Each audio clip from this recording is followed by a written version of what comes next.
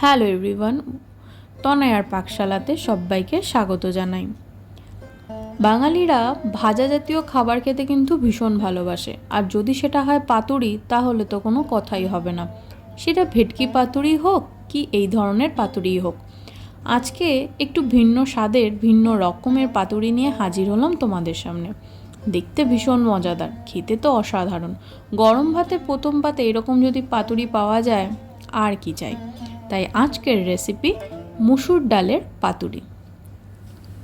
এর জন্য দেখো এখানে নিয়েছি মুসুরির ডাল। এটা কোয়ান্টিটিটা তোমরা তোমাদের আন্দাজ অনুযায়ী দিও, যেটাকে ভিজিয়ে রেখে দিয়েছিলাম। এবার কড়াইতে বসিয়ে দিলাম বেশ খানিকটা পরিমাণে জল, আর এখানে নিয়েছি লাউ পাতা। এখন যদি তোমরা খুব কচি লাউ পাতা পেয়ে থাকো তাহলেও একটু ভাপিয়ে নিতে হবে, আর যদি পাতাটা একটু বয়স হয়ে যায় পুরো বলতে পারো তাহলে কোনো অসুবিধা নেই। জলটার মধ্যে দিলাম পরিমাণ মতো নুন, আর ঈষদুষ্ণ গরম হলেই পাতাগুলো ধুয়ে রেখে দিয়েছিলাম, যেগুলোকে মা এইভাবে ওই জলের মধ্যে দিয়ে দিল। এখানে কিন্তু লাউ পাতাগুলোকে একটু ভাপিয়ে নিতে হবে। যদি কচি লাউ পাতা হয় সেটাকেও সেম প্রসেসে করতে হবে। ডাল ভিজে কিন্তু বেশ অনেকখানি ফুলে গিয়েছে, ঢাকা চাপা দিয়ে ততক্ষণ এটা হতে থাক। এবার এখানে দেখো মুসুরির ডালের মধ্যে দিলাম পরিমাণ মতন লঙ্কা, দিলাম হলুদের গুঁড়ো, আর দিলাম বেশ খানিকটা পরিমাণে চিনি। এখানে ডালের কোয়ান্টিটি অনুসারে তোমরা অ্যাডজাস্ট করে দিও, যে যেরকম ঝাল পছন্দ করো। এখানে দেখো পাতাগুলো বেশ ভাপ হয়ে গিয়েছে। এখানে কিন্তু পাতা কিন্তু ওভারকুকড করলে হবে না, তাহলে কিন্তু ছিঁড়ে যাবে। এবার আলতো হাতে এটাকে দেখো সেম প্রসেসেই কিন্তু আবার উল্টে নিলাম। এবার আবারও ওই সাইড থেকে এবার এটাকে ঢাকা দিয়ে 5 মিনিট অপেক্ষা করব। ব্যাস হয়ে গিয়েছে। এবার একটা ঝুড়ির মধ্যে নামিয়ে নিয়ে পাতাগুলোকে কিন্তু এইভাবে সম্পূর্ণ আলাদা করে নিতে হবে, যাতে এর মধ্যে কোনো রকম জল না থাকে। আর পাতাটাকেও তোমাদের ঠান্ডা করে নিতে হবে, নইলে ওভারকুকড হয়ে গেলে ছিঁড়ে যাবে।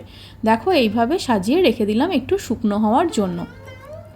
দেখো এখানে মুসুরির ডালও আমাদের খুব ভালো পেস্ট হয়ে গিয়েছে, যেটাকে একটা বাটির মধ্যে তুলে রাখলাম। এখানে এবার দিয়ে দেবো একটা বড় সাইজের পেঁয়াজ, যেটাকে রাফলি চপ করতে পারো, আর নইলে তোমরা ফাইন চপও করতে পারো। এবার দিলাম বেশ খানিকটা পরিমাণে লঙ্কা কুচি, দিলাম 1 থেকে 1.5 চামচ মতন দিলাম আদা কুচি, আর 2 থেকে 2.5 চামচ মতন দিলাম রসুন কুচি, যেটাকে এইভাবে মেখে রেখে দেবো। এর মধ্যে কিন্তু কোনো রকম নুন প্রথমেই অ্যাড করব না, তাহলে কিন্তু পেঁয়াজ এবং মুসুরির ডাল থেকে জল ছাড়বে, যেটা কিন্তু পাতলা করে দেবে এই ডালটাকে। এর মধ্যে দিলাম বেশ খানিকটা পরিমাণে কিন্তু কালো জিরে, আর দিলাম সামান্য একটু লঙ্কার গুঁড়ো। এখানে এই মুসুরির ডালের পাতুরি একটু ঝাল ঝাল খেতেই বেশ পছন্দ হয়, তাই জন্য ডালটা তোমরা অ্যাডজাস্ট করে দিও। এবার দিলাম পরিমাণ মতো নুন দিয়ে কিন্তু এটাকে আর রেখে দেওয়া যাবে না। ফ্রাইং প্যানে দিলাম বেশ খানিকটা পরিমাণে সর্ষের তেল। পাতুরি যে কোনো এই সমস্ত জাতীয় রান্না কিন্তু সর্ষের তেলে খেতে ভীষণ ভালো হয়।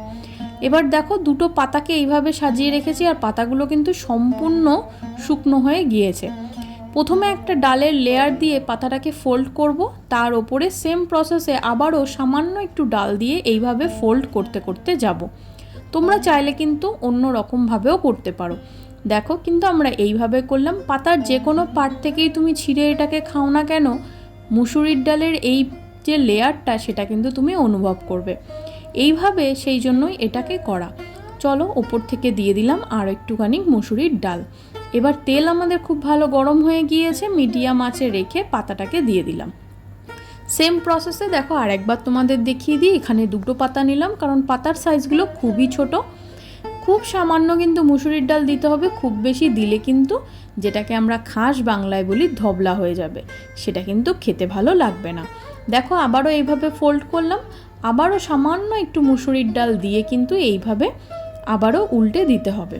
সেম প্রসেসে করে নিয়ে কিন্তু এটাকে আবার তেলের মধ্যে অপোজিট সাইডটা দিয়ে দেব। ওপর থেকে সামান্য একটু কিন্তু ডাল দিয়ে দেবো, যাতে কোনোভাবেই পাতাগুলো খুলে না যায়, আর ডালের এতে কিন্তু এটা সম্পূর্ণ জোড়া লেগে যাবে। তাই দুটোতেই কিন্তু এইভাবে করে সম্পূর্ণ বড়াগুলোকে আমরা তৈরি করে নেব।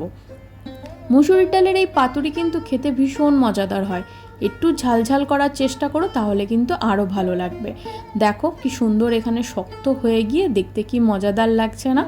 এবার এগুলোকে সম্পূর্ণটা এক সাইড ভাজা হয়ে গিয়েছে, আবার অপর সাইড এইভাবে উল্টে পাল্টে দিতে হবে। খুব ধিমি আছে কিন্তু আমাদের এটা ধৈর্য ধরে একটু ভেজে নিতে হবে, নইলে ওপর থেকে দেখে মনে হবে সম্পূর্ণটা ভাজা হয়ে গিয়েছে আর ভেতরে কিন্তু কাঁচা থেকে যাবে। এইভাবে কন্টিনিউ আমরা কিন্তু ভেজে নেব। ততক্ষণে যারা ফার্স্ট টাইম চ্যানেলটা ভিজিট করছো তাদের কাছে অনুরোধ রইল, চ্যানেলটা সাবস্ক্রাইব করো, পাশে থাকা বেল আইকনটি প্রেস করো যাতে নতুন নোটিফিকেশন তোমাদের সামনে চলে আসে। ঢাকা চাপা দিয়ে 5 থেকে 7 মিনিট অপেক্ষা করলাম। আমাদের এটা কিন্তু একটু চেপে চেপে এইভাবে ভেজে নিতে হবে, একটু সময় সাপেক্ষ।